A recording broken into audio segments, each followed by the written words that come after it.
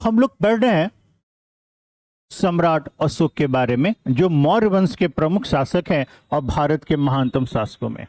इन्होंने जब बौद्ध धर्म को स्वीकार कर लिया तो बौद्ध धर्म से संबंधित महत्वपूर्ण स्थानों की क्या की यात्रा की। अशोक अपने राज्याभिषेक के 10वें वर्ष में बोध गया की यात्रा की, 12वें वर्ष में निगाली सागर की यात्रा की और 20वें वर्ष में लुम्बिनी की यात्रा की।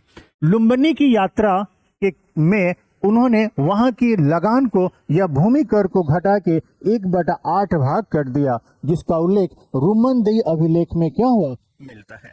जब अशोक निगाली सागर की यात्रा पे पहुंचे तो वहां कनक मुनि